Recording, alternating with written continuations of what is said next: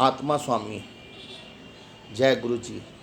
असी उस परमात्मा के अगे, उस शब्द रूपी पिता के अगे ये प्रार्थना करते हैं कि हे परमात्मा, ये तेरी सारी दुनिया रची हुई है, इसके सिर ते हाथ रखो, किसी को भी कोरोना वायरस ना होवे, ऐसी कोई दया अमृत बारिश पाओ, कोई ऐसी दया कृपा करो, ये कोरोना वायरस की बीमारी खत्म होवे, सब दे काम कारोबार जिस तरह पहले चलते सी उस तरह चलन, सब के चेहरे ते रूहानियत रहे, सारी दुनिया हरी भरी रहे, किसी के काम के उत्ते कारोबार के उत्ते कोई किसी कारण दिक्कत नहीं होनी चाहिए। ये तेरे बनाए हुए परमात्मा शब्द रूपी पिता, ये मांस के पुतले ने, ये चलते फिरते मंदिर ने, ये तीर्थ स्थान ने, ये धर्म स्थान ने। जे दुनिया के अंदर सब तो वड्डा जे कोई किसी ने ओहदा हासिल करना है तो अपने जिस्म का ध्यान रखना। जिस तरह सानू वड्डे वड्डे अफसर अहुदेदार सानू समझाते ने, डॉक्टर समझा रहे ने, लीडर समझा रहे ने, साडे माता पिता समझा रहे ने, सानू कोई भी अफसर है वो मिलता है रास्ते जी, कोई पुलिस वाला है, कोई अफसर है, कोई DCP है, कोई ACP है, या किसी भी अहुदे ते वो सानू समझाते ने भी तुसी मूँह ते कपड़ा लगाओ। कई बारी सानू कपड़ा लगाने नाल साह नहीं लिता जाता, पर साडियां मजबूरियां ने, साडे फायदे वास्ते सानू कोई डांटदा है और सानू कार 4-4 बार कहंदे ने हाथ धोओ, साडा फर्ज बनता है असी हाथ धोईए, क्यों साडा जिस्म बहुत खूबसूरत शहर है। असी दुनिया के अंदर सब तो वड्डी जे कोई ओहदा, जे सानू कोई दुनिया के विचों कोई सुख मिल सकता है तो वह साडा जिस्म है। ये दुनिया के अंदर जिन्नी मर्जी धन दौलत इकट्ठी कर लो, मकान दुकाना जमीना जायदादां जो कुछ भी मालिक दे दे, ये सारा इत्थे रह जाऊगा कर्म रूपी धरती ते, कोई चीज़ नाल नहीं जाएगी। असी इस जिस्म का ध्यान रखांगे। हस्पतालों विच बीमारियां दे नाल ये जिस्म नहीं गिरना चाहिए, ये जिस्म जवाब देना शुरू कर दे। असी अपने बाल बच्चों को कहिए कि बेटा ये काम कर दे, जो अपने हत्थी अपने जिस्म की असी सेवा कर सकते हैं वो सेवा कोई भी नहीं कर सकता। ये जिस्म का पूरी तरह ध्यान रखना चाहिए। सवेरे उठ के बड़े ध्यान नाल अपना तुसी पारक पुरक जाओ, अपने जिस्म के अंदर फुर्ती पैदा करो और चंगी तरह अपना नहा धो के बुरश करो और अपने आप को सजाओ कि परमात्मा का बनाया हुआ मंदिर है, ये तीर्थ स्थान है, ये कोई सच्चा धाम है, वो साडा जिस्म है। और अपने हर चीज़ का ध्यान रखो और खाना भी खाओ, अच्छी तरह चबा चबा के खाओ, पानी भी पीना है, बह के पीना है, आराम नाल शांति नाल। क्यों तुहाडे जिस्म की कोई देखभाल कर सकता है वो तुसी खुद कर सकते हो।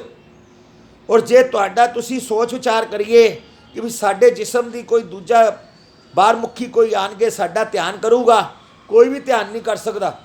तुसी अपने जिस्म के सतगुरु हो, तुसी अपने जिस्म के विद्वान पंडित हो, तुसी अपने जिस्म के सब कुछ हो। जिन्हें अपने जिस्म को सही रखा है, कुदरती कोई दुख सुख आया है, कोई बीमारी आ गई है, वो किस्मत है। इंसान अपनी इज्जत मान अपनी जबान के नाल बनाता है। आदमी 100% सुख अपने आप को खुद देता है। जे कोई मते सोच विचार करे कि मैं अपने जिस्म को सुख नहीं दे सकता तो ये वहम है। साडा जे कोई सच्चा तीर्थ स्थान है वो साडा जिस्म है। जदों जिस्म नूं असी देखने आ, कई लोगों नूं असी वेखने आ वड्डियां वड्डियां उम्रां दे विच आके किन्ने दुखी और परेशान रहंदे ने, और असी अपने आप नूं कदी भी कमज़ोर नहीं समझना। हमेशा ये सोचना है चेहरे ते मुस्कुराहट रखनी है, कदी बार बार रोन का सीन नहीं रखना। और रोन की ब्रेक नहीं है, इस वास्ते हसन की ब्रेक है। जदों असी बड़ी तेज़ हस रहे होवांगे, सानू कोई धमक मारेगा, असी रुक जावांगे। असी रो रहे हैं, साडे कोई दुख आया, कोई मुसीबत आई है तो सानू कोई कही जा रहा है ना रो ना रो, साडा रोना तेज होएगा। क्यों? असी उस दुख के नाल जुड़े हुए हैं। जे असी हमेशा चेहरे ते मुस्कुराहट रखीए तो असी खुश रहांगे। तुसी देख लो, जे बच्चा भी जरूरत तो ज़्यादा रोवे, माँ भी उन्होंने डांट देंदी है, माँ भी उन्होंने चंड मार देंदी है। क्यों? बच्चे नूं हमेशा माँ यही सोचती है कि मेरा बच्चा हमेशा खुश रहे। कभी माँ नहीं चाहती कि मेरा बच्चा जरूरत तो ज़्यादा रोवे, हर माँ चाहती है। इस तरह ही वो काल पुरख परमात्मा ईश्वर है जिन्हें सारी रचना नूं रचिया है, वो हमेशा इहो चाहता है कि ये सारी दुनिया खुश रहे। वो किसी नूं उदास देखना नहीं चाहता। ये कर्म भूमि धरती ते ये जिहड़ा दुख कोरोना वायरस का आया है वो शब्द रूपी पिता परमात्मा का है। असी इस भाने नूं खुशी नाल रहीए या दुखी नाल रहीए, ये उनकी मौज है। असी कुछ नहीं कर सकते, क्यों साडी चलनी नहीं है। हमेशा अपने जिस्म का पूरी तरह ध्यान रखना है। असी इस दुनिया के अंदर सच्चा धाम सच्ची सेवा यही करके जावांगे। क्यों जिहड़ियां परमात्मा दियां बनाईयां होईयां मूर्तियां ने, असी ये सोचना है हम ऊँचे, हम सूचे, हम सूचम हार, हम ऊँचम से ऊँचे। मन नीवा रखना है, विचार उच्चा रखना है, सोच उच्ची रखनी है, फिर तुसी इस दुनिया में खुश रह सकते हो। तुसी ये सोचना है कि सारी दुनिया जो भी परमात्मा ने रचिया है सब कुछ उन्हें अपनी मर्जी नाल रचिया है। उन्हें एक कीड़ी तो लैके हवाई जहाज तक दुनिया बनाया है, उन्हें सोच के बनाया। जिस तरह नूं किसी नूं रंग रूप दिता है, जिस तरह किसी नूं शक्ल दिती है, उनकी मौज है। असी उनके भाने नूं कुछ नहीं कर सकते। सानू कोई किसी कारण कोई गाल कढ़ दिंदा है, साडे नाल गुस्से नाल बोल दिंदा है, उनकी कोई ताकत नहीं है। उनके भी शब्द रूपी पिता परमात्मा ईश्वर आत्मा रूप दे विच उनके जिस्म दे विच बैठ के सानू डांट लगांदा है। और असी खुश रहना है, चेहरे ते मुस्कुराहट रखनी है।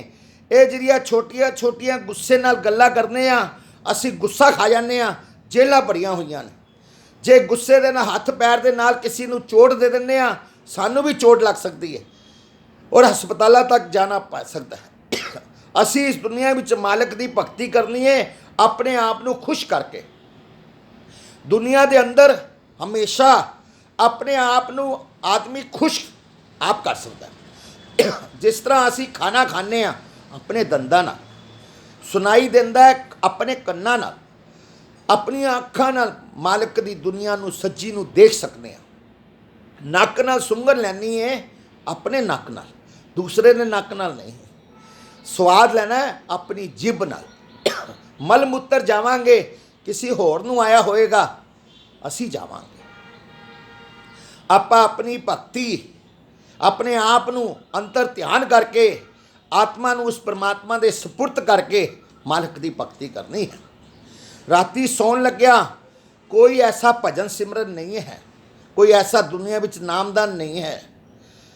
एकदम सौन लगे सारिया गल्लां भुल के इस तरह सो जाना है जिस तरह माँ की गोद विच बच्चा सिर रख के सोंदा है। बड़ी ठंडी नींद आ जाती, बड़ा आराम नाल सुत्ता होंदा है, बड़ा खुश रहंदा है। कोई उन्होंने किसी किस्म की शिकायत नहीं है, वो खुश है।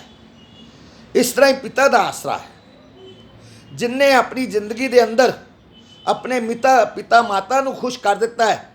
अपनी घर की फैमिली जिहड़ी बागवानी च रहिंदा है उनके कोल सारे खुश ने, उन्हें सारे अकाट तीरथा का फल ले लिया। जिस तरह माँ बाप अपने बच्चे नूं जब तक होश संभालता है एंड तक माँ बाप उनकी जिम्मेवारी समझता है।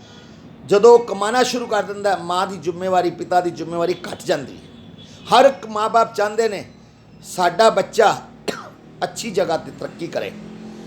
कोई माँ बाप नहीं चाहते साडा बच्चा जेलों में जाए, कोई माँ बाप नहीं चाहते साडा बच्चा हस्पताल ही जाए। हर माँ बाप चाहते हैं हर माँ बाप चाहते हैं साडा बच्चा सुखी रहे, दुखी ना रहे।